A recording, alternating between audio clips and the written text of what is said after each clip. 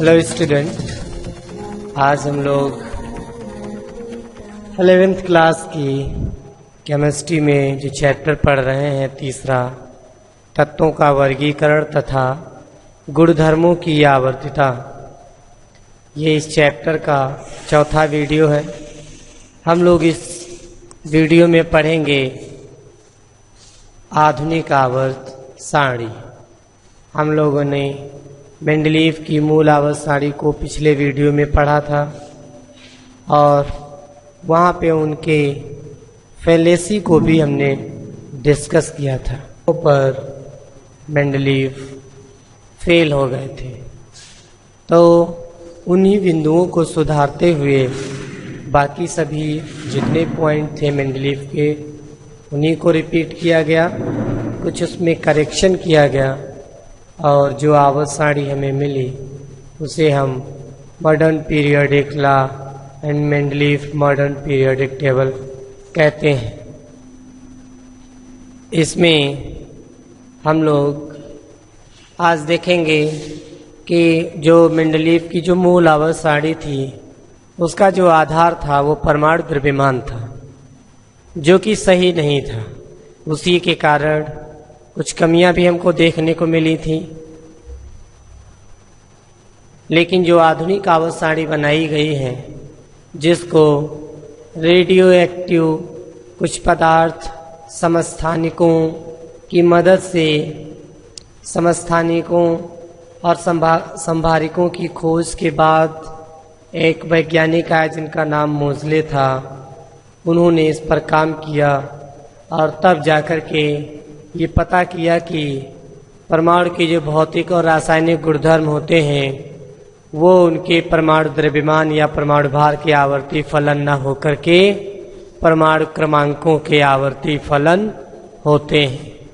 समस्थानिक और संभारिक, यही दो ऐसे वहाँ पे पॉइंट थे मेंडलीव की मूल आवर्त सारणी में, जिनको जगह न मिल पाने के कारण उस पे और अधिक कार्य करने की जरूरत पड़ी, क्योंकि पाया गया कि समस्थानिकों के परमाणु द्रव्यमान अलग अलग हैं, लेकिन उनके रासायनिक और भौतिक गुणधर्म एक जैसे क्यों हैं। यही पेच था और इसी ने मजबूर कर दिया कि हम मेंडलीव की मूल आवर्त सारणी को और इसमें देखें, इसमें क्या करेक्शन किया जा सकता है।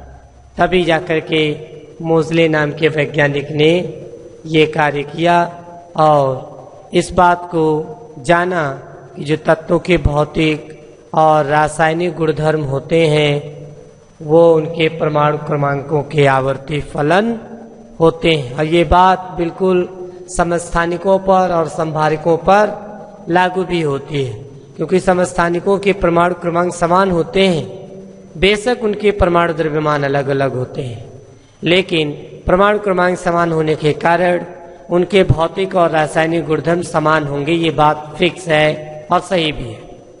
संभारिकों के परमाणु क्रमांक अलग अलग होते हैं, लेकिन परमाणु द्रव्यमान समान होते हैं। तो परमाणु क्रमांक अलग अलग होने के कारण इनके भौतिक और रासायनिक गुणधर्म अलग अलग होंगे। ये सही भी हुआ आगे चल करके, क्योंकि मेंडलीव की जो मूल आवर्त सारणी थी उसने बताया था कि अगर परमाणु भार जो होता है वो उसके आवर्ती फलन होते हैं भौतिक और रासायनिक गुणधर्म।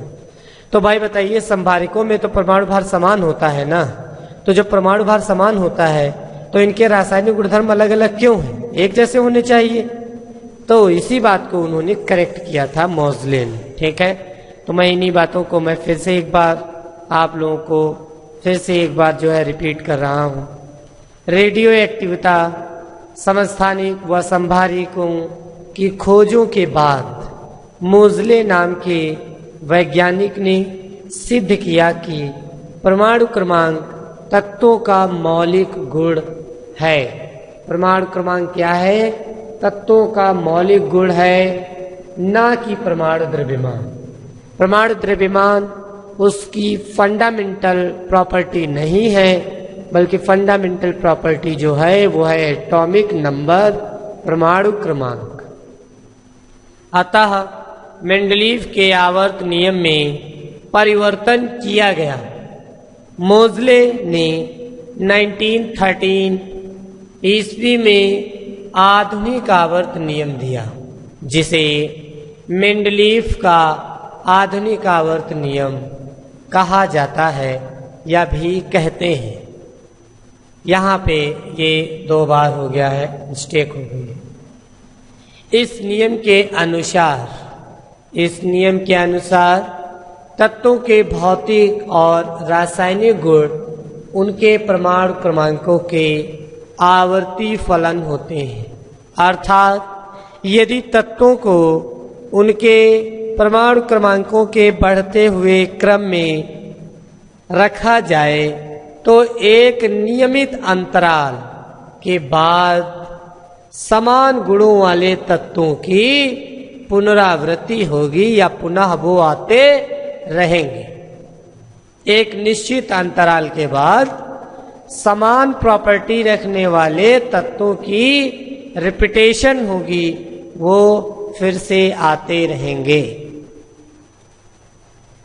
आधुनिक आवर्त नियम के आधार पर मोज़ले ने 1913 में तत्वों को उनके परमाणु क्रमांकों के बढ़ते हुए क्रम में रखकर एक नई सारणी बनाई, जिसे मेंडलीफ की आधुनिक आवर्त सारणी कहते हैं। जब उन्होंने जाना कि तत्वों के जो मौलिक गुण हैं वो परमाणु द्रव्यमान पर नहीं बल्कि परमाणु क्रमांक पर निर्भर करते हैं, तो इस तरह से उन्होंने आवर्त सारणी को फिर से व्यवस्थित किया, और वो भी परमाणु क्रमांक के बढ़ते हुए क्रम में, जिससे कि उसमें जो कम एटॉमिक मास वाले जितनी भी ड्रॉबैक थे, आप लोगों ने पिछले वीडियो में देखे थे, वहाँ पे काफ़ी अनियमितताएं थी कि कम परमाणु द्रव्यमान वाले को पहले रख देना, अधिक परमाणु द्रव्यमान वाले को बाद में रख देना, ठीक है। समान जैसे कि समान प्रॉपर्टी रखने वाले एलिमेंटों को अलग अलग वर्गों में रख देना, और असमान प्रॉपर्टी रखने वाले तत्वों को एक ही वर्ग में रख देना। ये बहुत गड़बड़ियां थी, वहां पर काफी ड्रॉबैक थे। तो वो जितनी भी कमियां थी, जितने भी दोष थे, उसका निवारण हो गया जब मोज़ले ने आवर्त सारणी के तत्वों को परमाणु क्रमांक के बढ़ते हुए क्रम में व्यवस्थित कर दिया।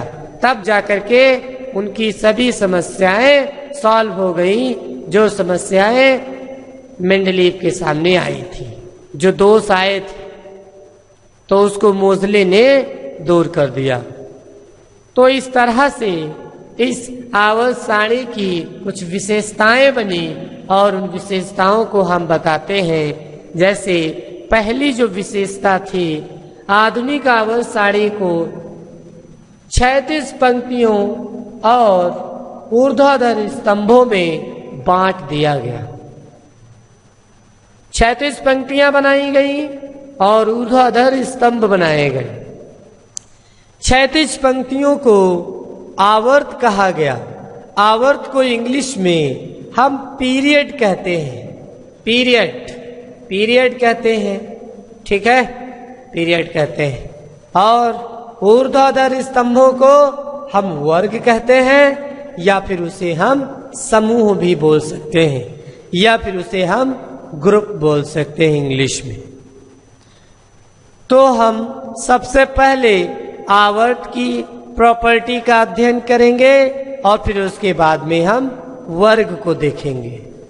तो जो पीरियड था, पीरियड की जो पहली प्रॉपर्टी रही वो ये कि इस आधुनिक आवर्त सारणी में टोटल 7 आवर्त बनाए गए।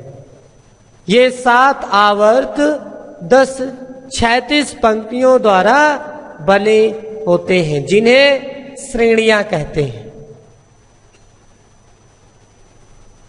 पहले, दूसरे, तीसरे व 7वें आवर्त में एक 36 पंक्तियां हैं, तथा चौथे, 5वें और 6ठे आवर्त की 2 36 पंक्तियां हैं। तो ये सवाल भी अच्छा है कि किसमें एक एक पंक्ति है और किसमें दो दो 36 पंक्तियां हैं। तो दो दो 36 पंक्तियां वाले कौन से हैं? चौथे, पांचवें और छठे आवर्त की दो दो 36 पंक्तियां बनाई गई। पहले, दूसरे, तीसरे और सातवें आवर्त में एक एक 36 पंक्ति बनाई गई। चौथे, पांचवें व छठे आवर्त की दो दो 36 पंक्तियों को क्रमशः सम और विषम श्रेणियां कहा गया। जो 4, 5, 6 आवर्त जो थे, इनको दो दो 36 पंक्तियों में बांटा गया। तो इनमें एक पंक्ति सम थी तो दूसरी विषम थी, जबकि पहले, दूसरे, तीसरे और सातवें आवर्त में ऐसा नहीं किया गया।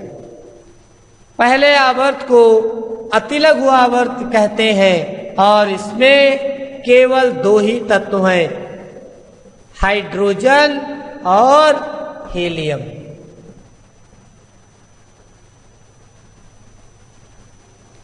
दूसरे और तीसरे आवर्त में 8 तत्व हैं और इन्हें लघु आवर्त का नाम दिया गया।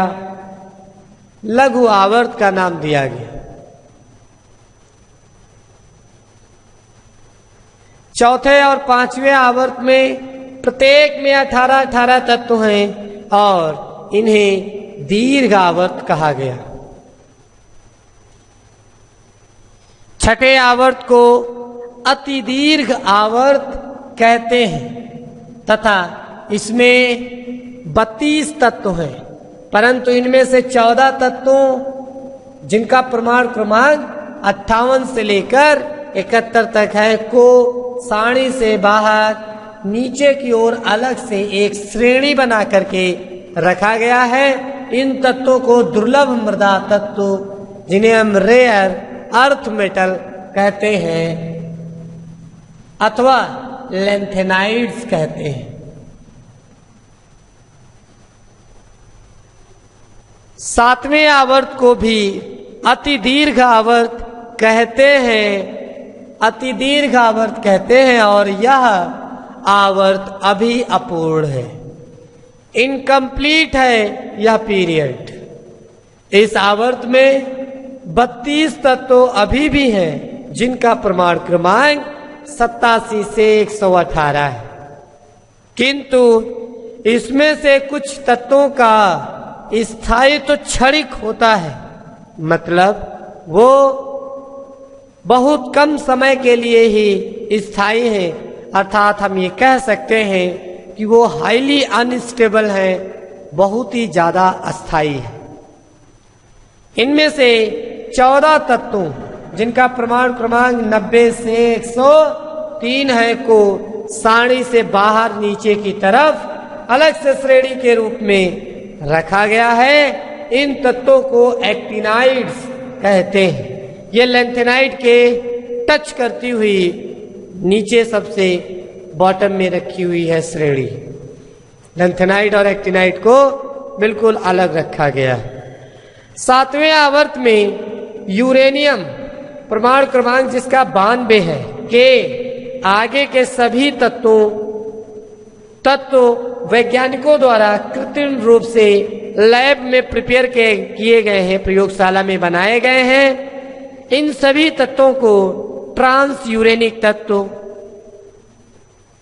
कहते हैं या फिर इन्हें पोस्ट यूरेनिक तत्व भी कह सकते हैं। ये तत्व प्रकृति में उपलब्ध नहीं है, जैसा कि मैंने बताया कि इनको लेबोरेटरी में सिंथेसाइज किया गया है। प्रथम ट्रांस यूरेनिक तत्व जिसका नाम है नेपच्यूनियम, 93 एटॉमिक नंबर है कि कुछ विशेष बातें हैं नेपच्यूनियम और पोलोनियम की। प्रकृति में नेपच्यूनियम तथा पोलोनियम भी अति सूक्ष्म ट्रेसेस अमाउंट में उपस्थित है। इनका अमाउंट बहुत कम है।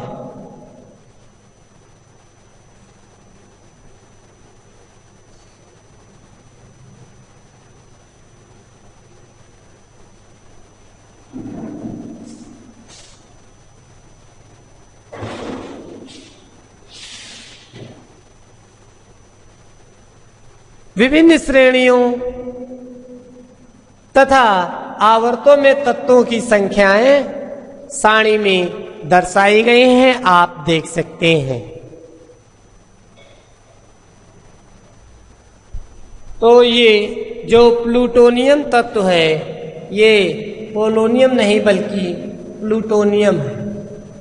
तो प्लूटोनियम और नेपच्यूनियम ये प्रकृति में बहुत कम मात्रा में ही उपलब्ध है। अब हम सारणी को देखते हैं जरा। सबसे पहले इसमें दिया है पीरियड, फिर श्रेणी, फिर आवर्त में तत्वों की कुल संख्या, total number of elements in the period, आवर्त का नाम और तत्व। जो पहला पीरियड है ये पहली श्रेणी भी है, इसमें कुल तत्व कितने हैं? 2, और इसे अति लघु आवर्त कहते हैं। इसमें हाइड्रोजन से लेकर के हीलियम तक रखे हैं, मतलब हाइड्रोजन और हीलियम 2 ही तत्व। हाइड्रोजन का एटॉमिक नंबर 1 है, हीलियम का एटॉमिक नंबर 2 है। दूसरे पीरियड जिसको हम सेकेंड श्रेणी कहते हैं, इसमें टोटल 8 एलिमेंटों को रखा गया है। इसे लघु आवर्त का नाम दिया गया है। इसमें लिथियम से लेकर के नियान तक है। मैं आपको बता दूं, लिथियम जैसे लिथियम हो गया, बेरिलियम हो गया, boron, carbon, nitrogen, oxygen, fluorine और नियान, इन एलिमेंटों को रखा गया है। बात समझ आ रही कि नहीं? यहां पर इसका एटॉमिक नंबर 3 है, इसका 4, इसका 5, 6, 7, 8, 9 और 10 ऐसे। इसी तरह से थर्ड पीरियड है जिसको थर्ड श्रेणी भी बोलते हैं, और इसमें भी 8 एलिमेंट को प्लेस किया गया है। इसको लघु आवर्त का नाम दिया गया है। इसमें सोडियम से लेकर के आर्गन तक के तत्व आते हैं। मैं आपको ऐसे ही बता रहा हूं।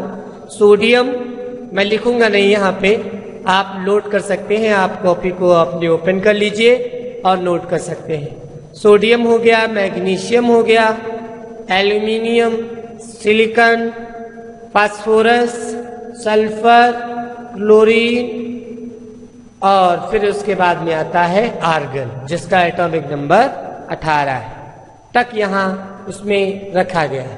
फोर्थ पीरियड में मैंने भी बताया था, पहले से लेकर तीसरे तक, फर्स्ट, सेकेंड, थर्ड पीरियड में कोई सब तीनों पीरियड में क्या किया गया, एक एक श्रेणी बनाई गई। लेकिन चौथा, पांचवा और छठा जो है, इसमें क्या किया गया है, इसमें 2-2 श्रेणी बनाई गई, सम और विषम। आठवें पीरियड में भी कोई जो है, सॉरी, सातवें पीरियड में भी क्या किया गया है, सम विषम नहीं बनाया गया, उसमें भी सिंगल। तो चौथे में सम और विषम 2 बनाए गए हैं। ठीक है, जो फोर्थ है ये सम हो गया, पांचवा जो हो गया वो विषम हो गया, पांचवी श्रेणी। इसमें टोटल 18 तत्व हैं, इसे दीर्घ आवर्त कहते हैं। पोटेशियम से लेकर के इसमें क्रिप्टन तक है। पांचवें वाले में सम विषम है, 18 एलिमेंट इसमें भी है, इसे दीर्घ आवर्त इसको भी नाम दिया गया है। इसमें रूबिडियम से लेकर के जेनान तक के तत्व रखे। और जो 8वां है उसे अति दीर्घ आवर्त कहते हैं, और उसमें ढेर सारे जो है एलिमेंट रखे हैं, और अभी जितने खोज जाएंगे वो भी रखेंगे। प्रत्येक आवर्त का पहला तत्व क्षार धातु होता है। बिल्कुल बात सही है ये आप किसी भी पीरियड में आप लेफ्ट से राइट की ओर जाएंगे तो सबसे पहला जो तत्व मिलेगा वो क्षार धातु ही होगा। सबसे बड़े साइज का भी होगा। मैं आपको बता दूं, पीरियड में जब आप चलेंगे तो सबसे पहले एलिमेंट जो कि क्षार धातु है उसका साइज भी सबसे बड़ा होता है। अपने पीरियड में क्षार धातुएं सबसे बड़ी होती हैं और सबसे छोटे हैलोजन होते हैं। ये भी एक बात आप समझ लीजिए। यहीं पे सक्रियता की अगर बात करें तो सक्रियता के मामले में भी क्षार धातुएं सबसे नंबर 1 पर है। क्षार धातुएं अपने पीरियड में क्षार धातुएं सबसे ज्यादा क्रियाशील भी होती है। और पीरियड का जो अंतिम तत्व होता है वो उत्कृष्ट गैस होता है या अक्रिय गैस होता है। परंतु अपवाद के रूप में प्रथम आवर्त का पहला तत्व हाइड्रोजन है। इस सारणी में किसी भी आवर्त में बाईं ओर से दाईं ओर जाने पर, द लेफ्ट टू राइट चलने पर तत्वों के गुणों में क्रमिक रूप में परिवर्तन होता है और अगले आवर्त से गुणों की पुनरावृत्ति होती है। इस लक्षण को तत्वों के गुणों की आवर्तिता कहते हैं। इस लक्षण के कारण ही तत्वों की यह क्रमबद्ध व्यवस्था को आवर्त सारणी कहते हैं।